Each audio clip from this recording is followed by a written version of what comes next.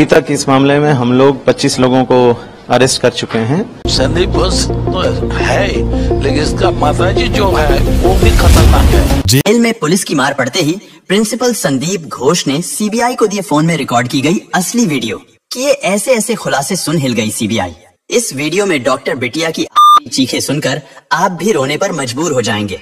दरिंदों ने उस रात डॉक्टर बिटिया के साथ क्या क्या किया था, कितने लोगों ने इस घटना को अंजाम दिया था, उसका पूरा असली वीडियो अब सीबीआई को मिल चुका है।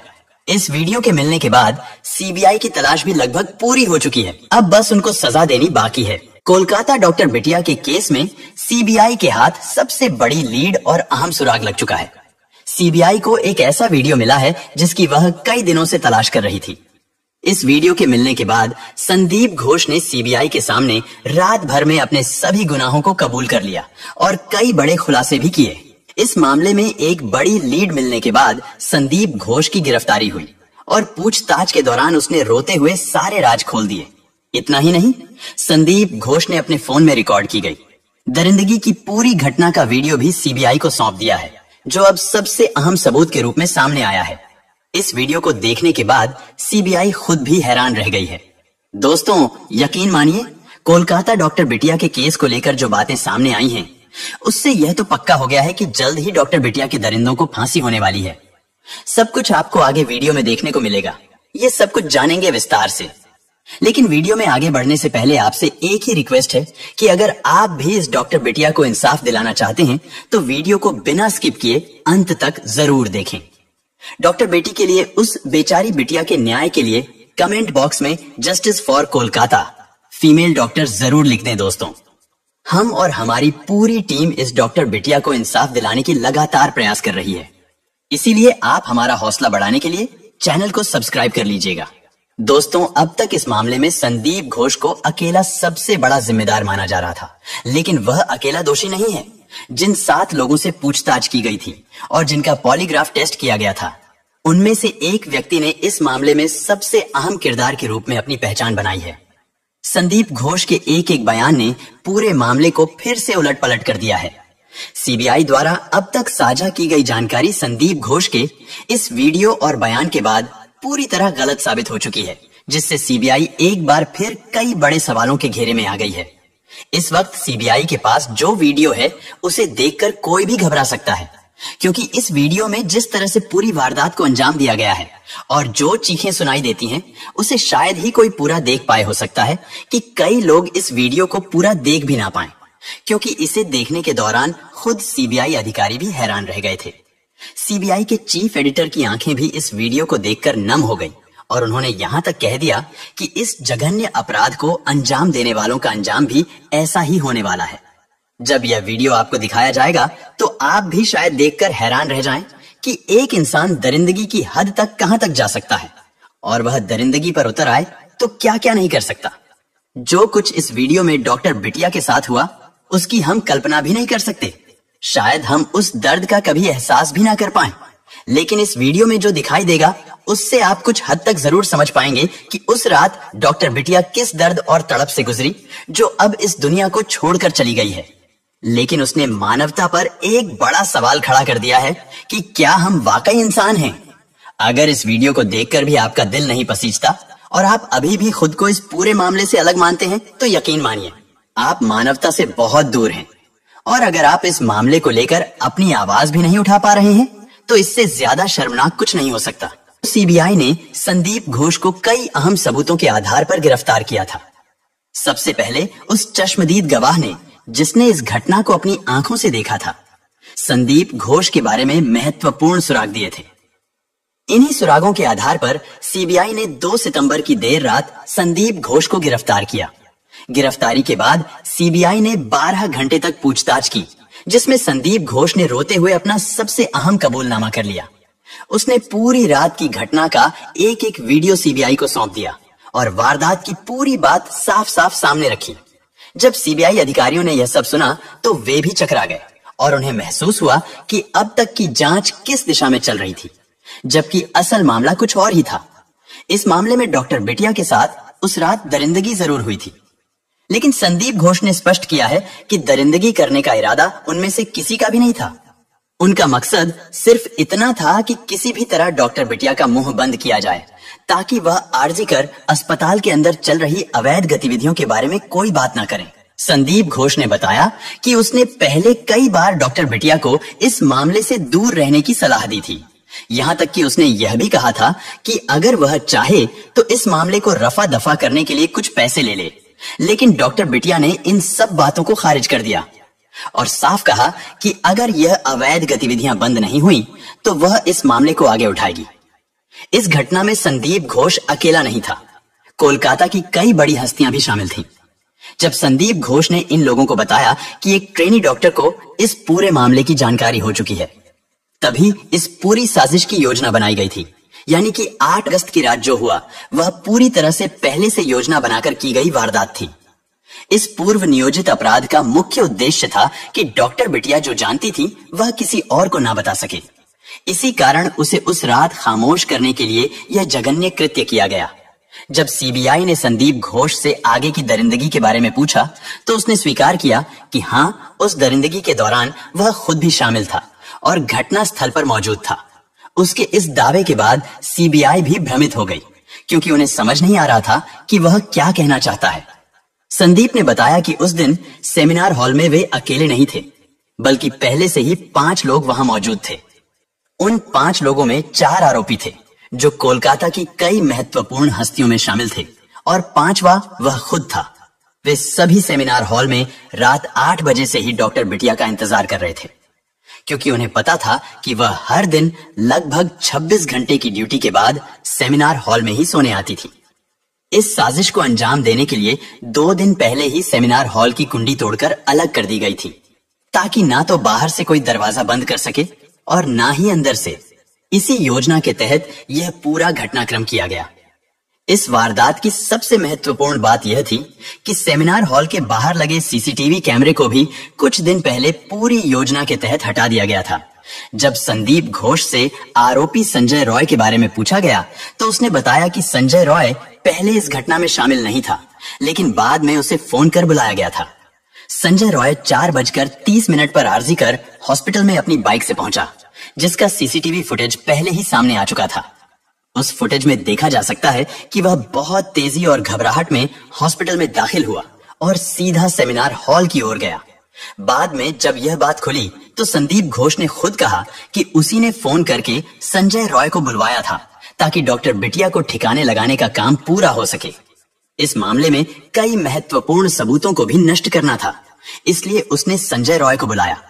लेकिन संजय रॉय ने भी मौके का फायदा उठाते हुए अपनी हवस को शांत करने का प्रयास किया, जिसका सबूत पोस्टमार्टम रिपोर्ट में भी देखा गया। आरोपी संजय रॉय ने डॉक्टर बिटिया की टांगों को 90 डिग्री तक फाड़ने की कोशिश की। पहले की गई दरिंदगी में डॉक्टर बिटिया का मुंह बंद करने के लिए 2 लोग उस पर चढ़ गए थे, जिससे उसकी कॉलर बोन की हड्डी टूट गई थी। लगातार घूंसे मारकर उसके चेहरे को बिगाड़ दिया गया था, जिससे उसकी आंखों में चश्मे के टूटे हुए टुकड़े घुस गए थे, जो कि पोस्टमार्टम के दौरान भी देखे गए थे। इतना ही नहीं, जब वह भागने की कोशिश कर रही थी तो उसे पकड़कर दीवार से रगड़ा गया और घसीटा गया। यह सब कुछ मिलकर इन आरोपियों ने किया। जब संदीप घोष ने अपने एक एक गुनाह कबूल किए तो खुद सीबीआई भी स्तब्ध रह गई। पहले कहा जा रहा था कि इस केस में अकेला संजय रॉय ही है, लेकिन दोस्तों अब पता लगता है इस घटना में कई लोग हैं जिन्होंने इतना घिनौना काम किया, जिसमें अब तक 5 लोग गिरफ्तार हो चुके हैं।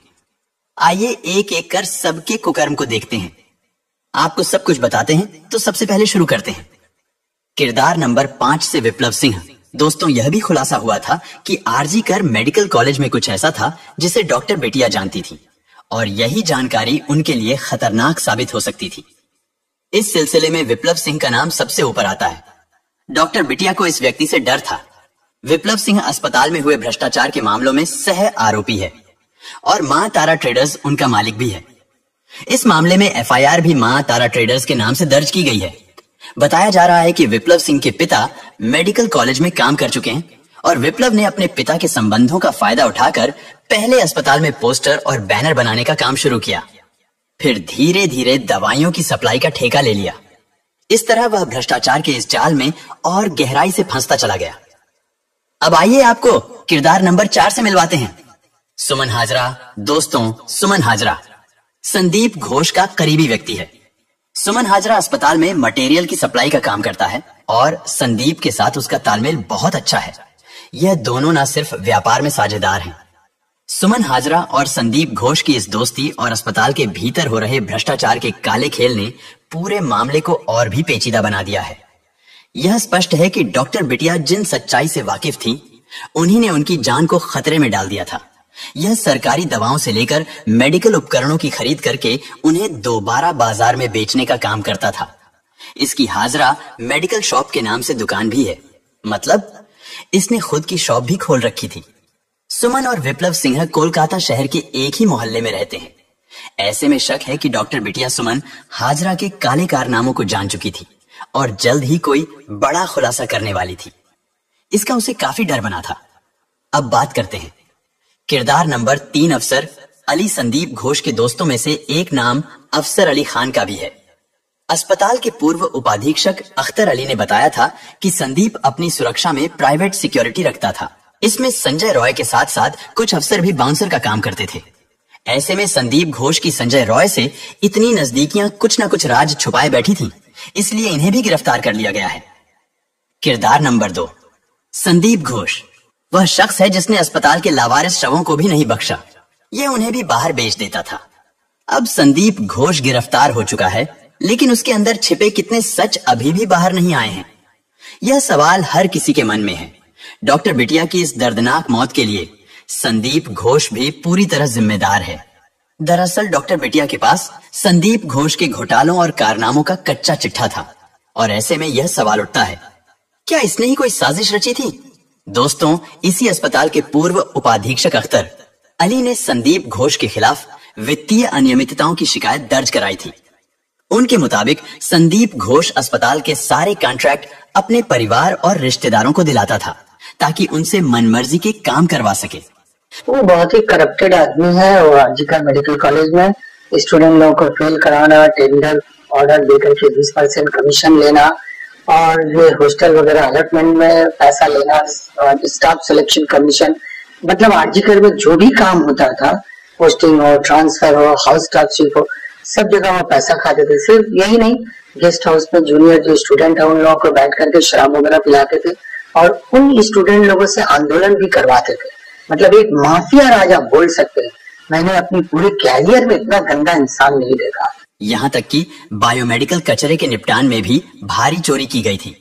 संदीप घोष के कारनामों से नाराज लोगों का गुस्सा इस कदर बढ़ गया था कि जब सीबीआई उसे अलीपुर कोर्ट में पेशी के लिए लाई तो कोलकाता के आरजीकर मेडिकल कॉलेज के प्रिंसिपल संदीप घोष को एक प्रदर्शनकारी ने थप्पड़ मारने की कोशिश की। प्रदर्शनकारियों ने उसे देखते ही चोर चोर के नारे लगाए और की मांग की। किरदार नंबर 1 संजय रॉय कोलकाता के डॉक्टर और केस में संजय रॉय मुख्य आरोपी है। अब तक की जांच में यही सामने आया है कि इस खौफनाक वारदात को संजय रॉय ने अकेले ही अंजाम दिया। सीबीआई के पास उसके खिलाफ ठोस सबूत हैं, जो उसके गुनाहों की चीख चीख कर गवाही दे रहे हैं। संजय रॉय के खिलाफ इतने पुख्ता प्रमाण हैं कि उसके बचने की कोई गुंजाइश नजर नहीं है। इस पूरे केस में जहां एक तरफ संदीप घोष के घोटाले और साजिशें सामने आ रही हैं, वहीं संजय रॉय के खिलाफ सबूत उसे न्याय के कटघरे में खड़ा कर रहे हैं। अब देखना यह है कि इन दोनों दरिंदों को कब और कैसे उनके किए की सजा मिलती है। यह फिलहाल न्यायिक हिरासत में है। प्रदर्शन कर रहे डॉक्टरों का आरोप है कि पुलिस ने और केस की जांच में शुरू से ही लापरवाही की है। अभी भी सीबीआई ने एक महत्वपूर्ण कड़ी का खुलासा नहीं किया है। सीबीआई का मानना है कि इस मामले में कई बड़ी चीजें जुड़ी हुई हैं और यह मामला राजनीति तक पहुंच गया है।